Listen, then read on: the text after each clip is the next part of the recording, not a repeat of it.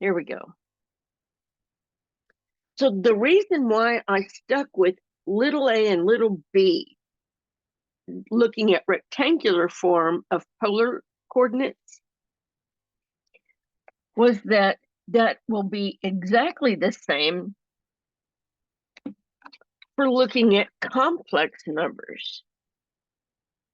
So first, in rectangular form, we have the real axis and the imaginary axis.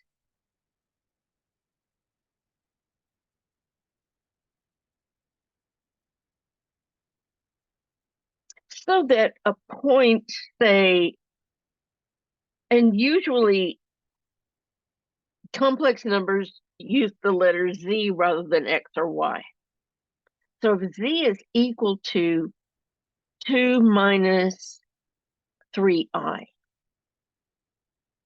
we would go 2 on the real axis and 3 down on the imaginary.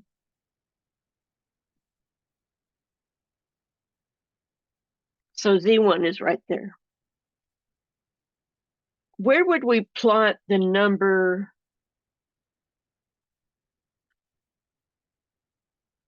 -4? In other words, what if we don't have an imaginary part? Wouldn't it just be on the x-axis? Perfect. Yes. Real one, sorry. Yeah, exactly right. And what if we have a number that is purely imaginary? And it would just be on the imaginary axis. Good.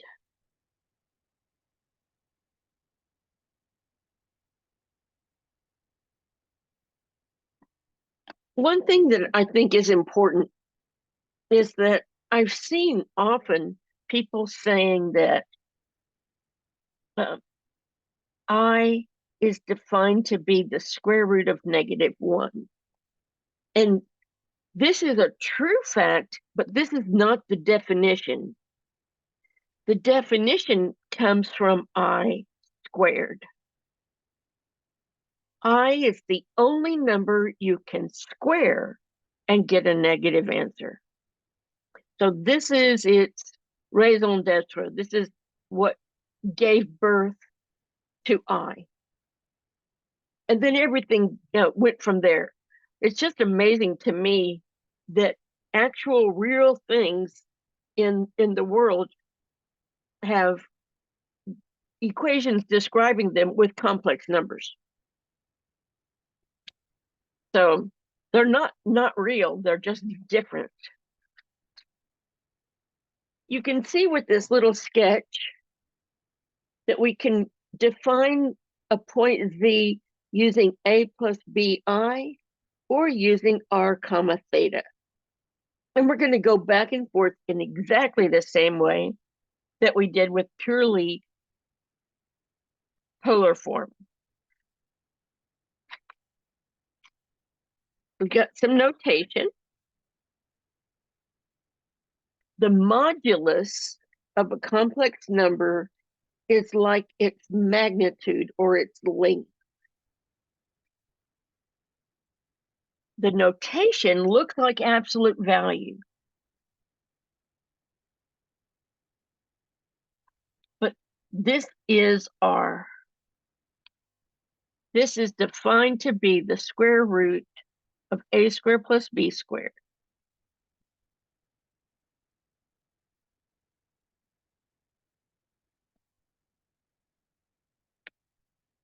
So if you see something that looks like absolute value, but you're in polar form, you want to, you're looking at a two-dimensional thing. Then you take the square of the numbers, add them, and take the square root.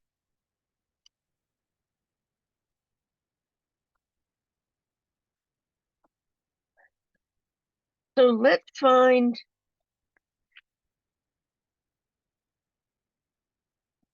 Let's find the modulus of these 4 points.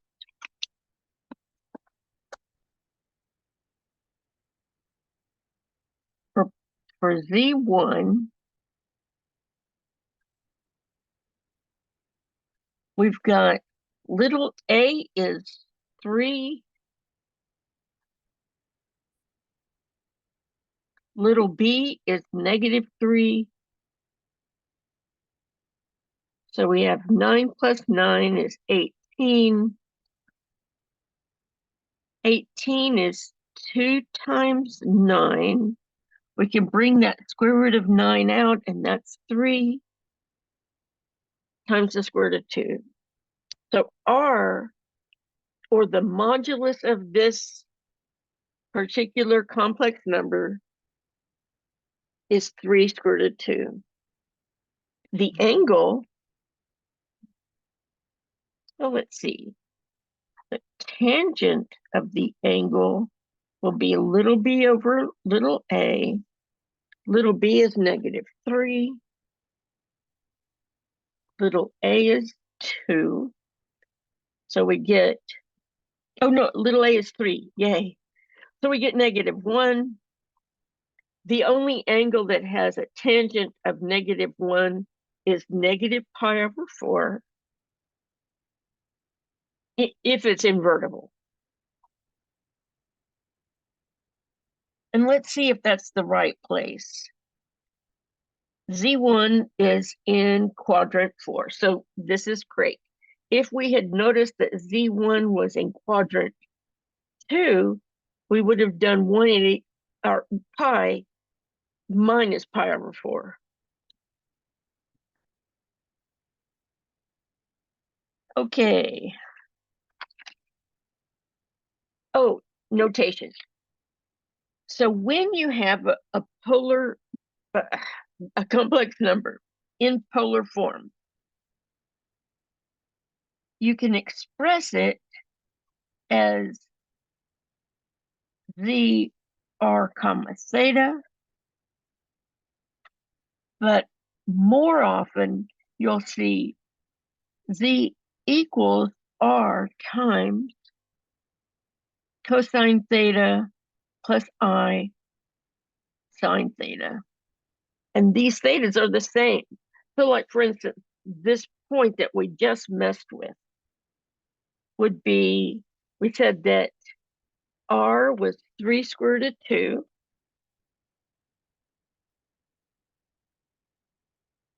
That theta was -pi/4.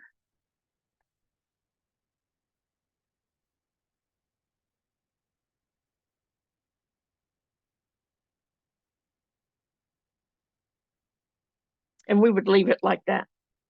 So when I was going through school, I wanted to evaluate this.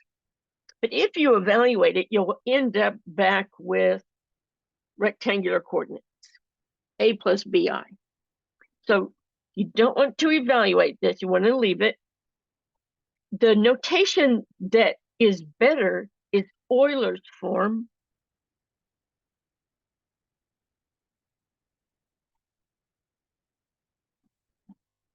which is that r cosine theta plus I sine theta is r times e to the I theta. And this notation is what you'll use most of the time if you take engineering or physics classes.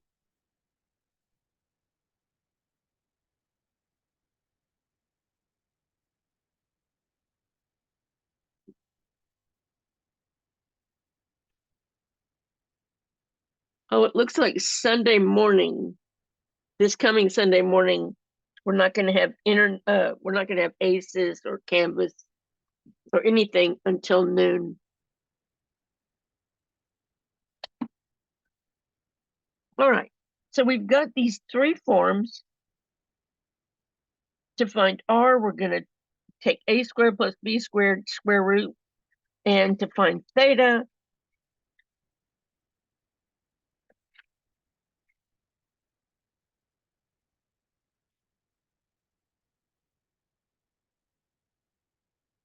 theta is called the argument. And we know that the tangent of theta is b over a. So let's find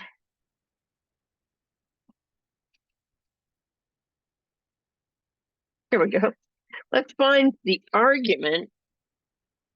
We already did 3 minus 3i. Let's find the argument of, although these two are pretty easy. This one is -1, which means negative, where it'll just be pi. And this is going to be 4i, so it's at the top, so it'll be pi over 2. And let's do this one. So we've got v4 is -2 plus 4i. That means that little a is -2, little b is 4. That means we're in quadrant 3, quadrant 2. So we're in quadrant 2, and the tangent that we get automatically is going to be in quadrant 4. So we'll have to move it. So it really is important to locate the quadrant your point is in. All right, so we've got r is a squared plus b squared, square root. A squared is 4, b squared is 16. Square root of 20, we can write this as 4 times 5, and the square root of 4 is 2.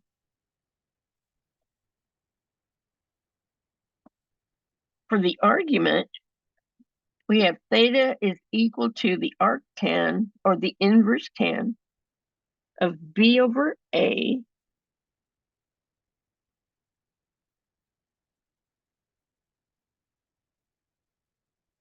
b is 4, a is -2. 4 divided by -2 is just -2.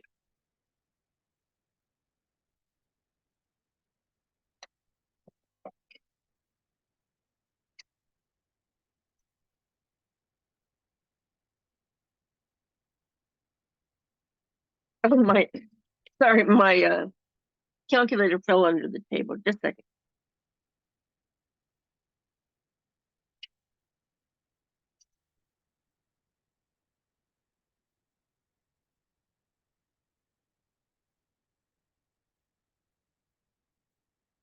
All right.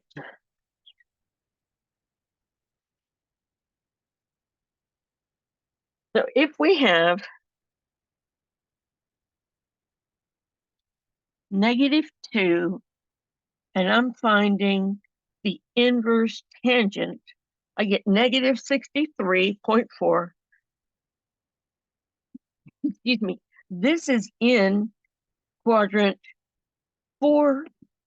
So if I add 180 to that, I get 116.6.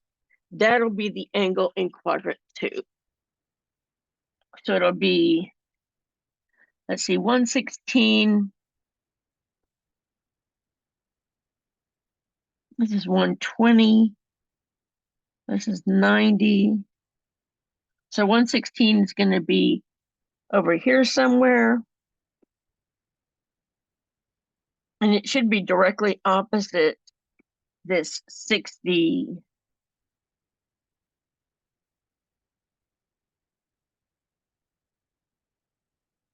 -63. So let's see. Yeah, it looks good.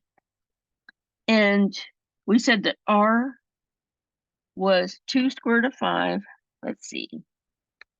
5 square root times 2 is 4.5. Go 1, 2, 3, 4.5.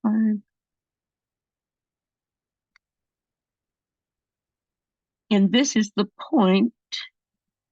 We can write it as r theta. So 2 square root of 5, 1/16, I think it was. Or we could write it as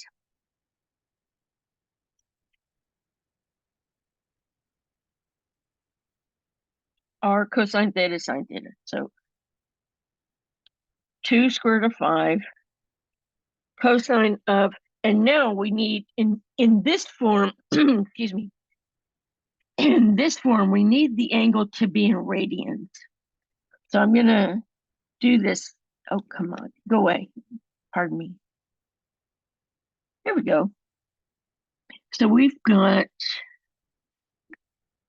-2, and I'm going to do inverse tan in radians.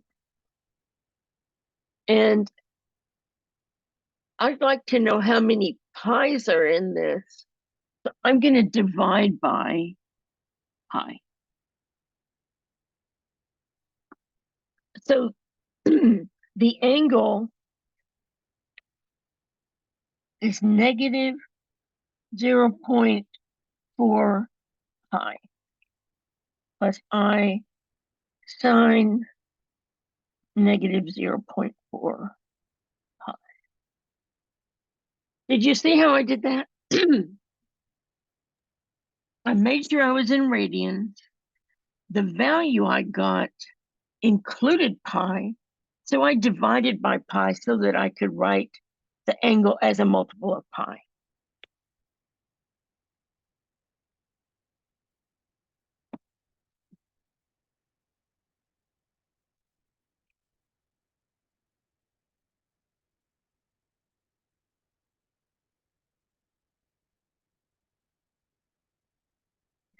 Okay. The next thing we're going to do is multiply and divide, because why not?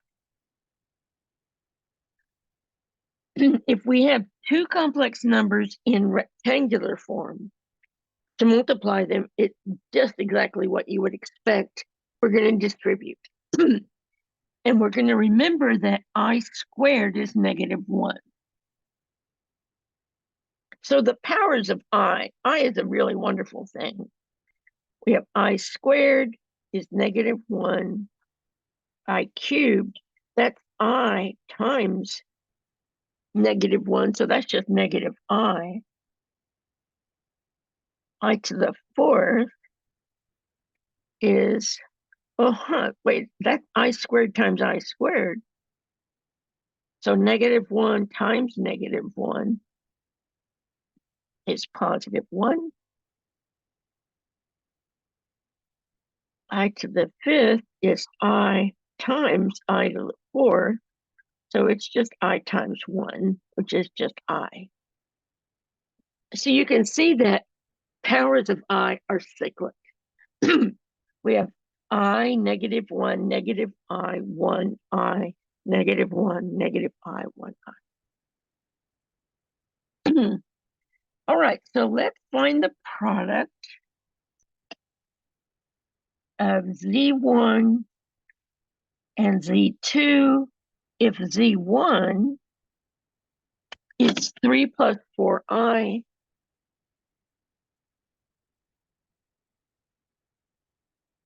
and Z2 is 2 minus 2 square root of 2I.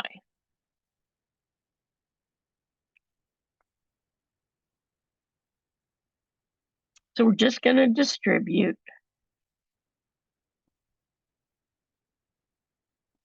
We've got 3 plus 4I, 2 minus 2 square root of 2I.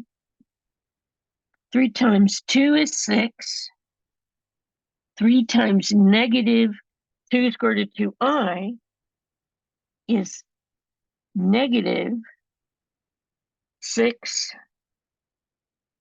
square root of 2I. And then we have 8I. And then minus 8 square root of 2i squared. So minus 8 square root of 2i squared. But I squared is -1. This is weird. So let's see, -1 times a -8 is a +8. And I'm going to move this down front because this is now real. So we have 6 plus 8 square root of 2 minus, and let's just write these two I terms together. 6 square root of 2 minus 8i.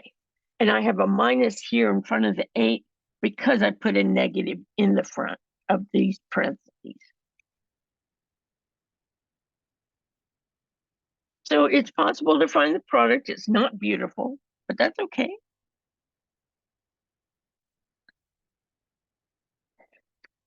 But check this out.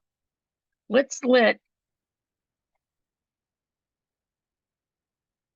Z be R1 cosine theta 1 plus I sine theta 1.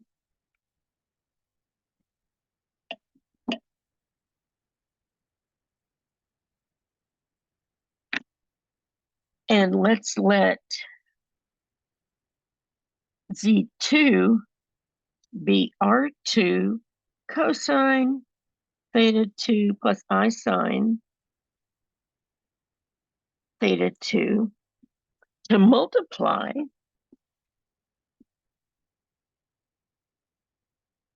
we multiply the r's, so R1 times R2, and we add the arguments. We add theta 1 and theta 2.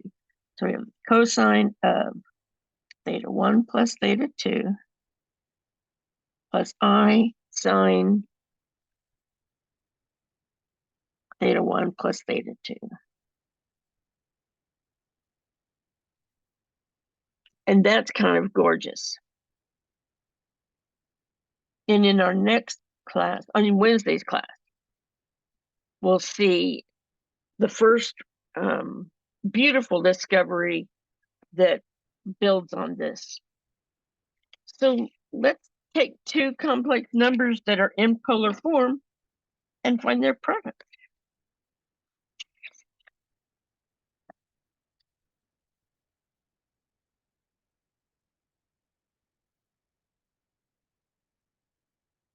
I think I must have missed a page.